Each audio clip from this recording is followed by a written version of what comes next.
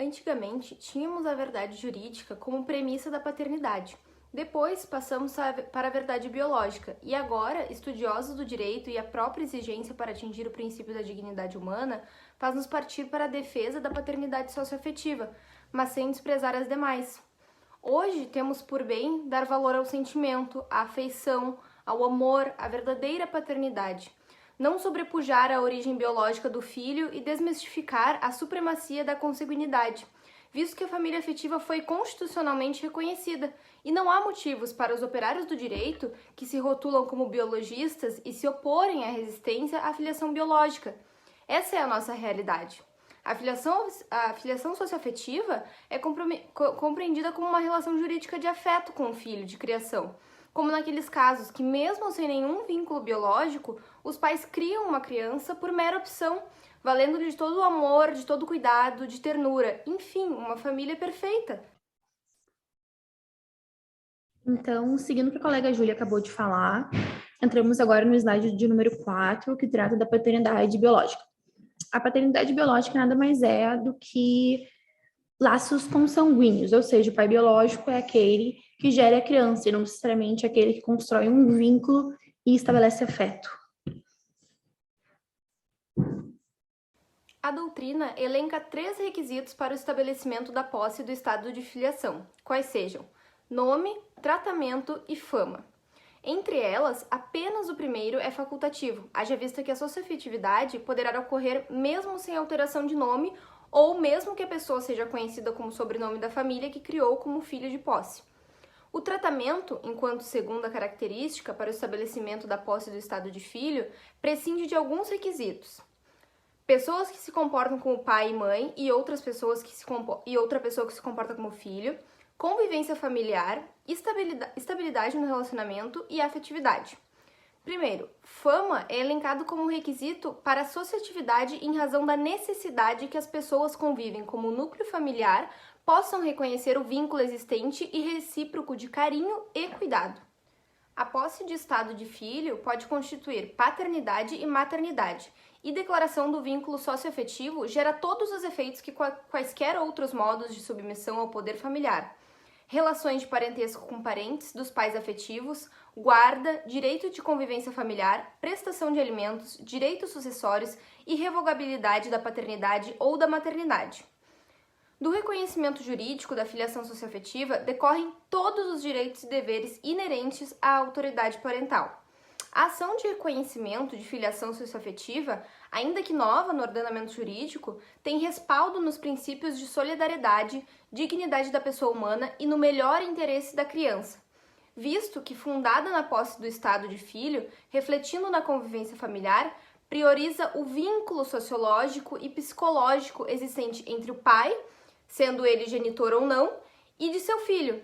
Outro sim, também trata-se de doação com amplitude contraditória e que, mesmo desprovida de prova técnica, é apta para obter um veredito que afirme filiação de todas as consequências jurídicas decorrentes desse reconhecimento, com efeito ex tunc e eficácia erga omnes. Então, entramos agora no slide número 7, que trata da posse do estado de filiação. Segundo Orlando Gomes, a configuração de posse de estado de filho ocorre em 3 circunstâncias. A primeira dela é quando o filho ele sempre levou o nome presumido pelos genitores. A segunda é quando ele tem recebido continuamente o tratamento de filho legítimo. E a terceira é quando ele é reconhecido pela sociedade e pelos pais como sendo filho legítimo. Então, para o reconhecimento de posse de estado de filho, a doutrina ela se atenta para 3 aspectos.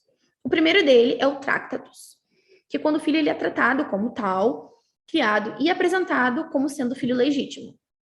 O segundo é o nominatio, que é quando o filho usa o nome da família e assim se apresenta. E o terceiro é o reputatio, que é conhecido pela opinião pública por pertencer àquela família. Então, se o genitor, além de um comportamento notório e contínuo, confessa reiteradamente que é pai daquela criança, ele propaga esse fato para o meio no qual ele convive. E ainda continuando, a título de curiosidade, em 2009, a Lei 11.924, em seu artigo 57, que é a Lei de Registros Públicos, ela possibilitou que o enteado e a enteada possa requerer ao juízo que seja averbado o nome da filha de seu padrasto ou madrasta. Então, agora passaremos para a análise do acórdão, onde trata-se de uma apelação, onde o pai biológico, devidamente comprovado por exame de DNA, tendo a genitora entregue a criança para um casal quando tinha apenas 3 meses, e após passados esses 10 anos, o pai biológico requereu a convivência com o filho. E a genitora sempre afirmou que o pai registral era o pai biológico da criança. E o tribunal entendeu pela destituição do poder familiar em face dos genitores, tendo em vista que o vínculo afetivo com a criança já tinha sido estabelecido. Então, nesse caso, cumpre ressaltar que a jurisprudência ela tem dito que a adoção brasileira ela torna-se irrevogável quando estabelecido o estado de filho afetivo, pois nesse caso nasce a filiação socioafetiva, conforme constitucionalmente assegurado nos artigos 226 e 227 da Constituição Federal de 88. Chegamos, então, no tópico número 11, no reconhecimento da paternidade socioafetiva após morte. Afinal, ela é possível? A resposta é sim, ela é possível. Nesse caso, deve ser ajuizada uma ação de declaração, pedindo para que seja reconhecida a relação entre ambas as partes. Essa ação ela tem que ser proposta contra os herdeiros do pai, e nela tem que ser juntados quaisquer documentos que comprovem a relação de ambas as partes, seja conversas de WhatsApp, fotos, vídeos, conversas também, inclusive em Facebook, qualquer outro aplicativo, e também pode ser ouvidas testemunhas. Afinal, a paternidade socioafetiva, ela é protegida no ordenamento jurídico e a resposta é sim. No artigo 1593 do Código Civil, ela prevê que ela pode ser resultado tanto de consanguinidade ou de outra origem. Ao falar em outra origem, o legislador ele permite que a paternidade ela seja reconhecida em base em outras fontes que não apenas o sangue, como, por exemplo, o afeto. Então, assim, a paternidade socioafetiva é também uma forma de parentesco civil. Seguindo, então, para que seja reconhecida a filiação socioafetiva, é necessário que fique demonstrada 2 circunstâncias bem definidas.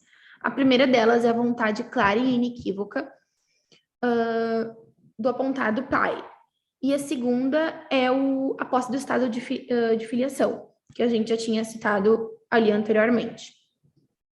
Então, no geral, a paternidade está estritamente relacionada à convivência familiar e não ao simples vínculo biológico entre as partes.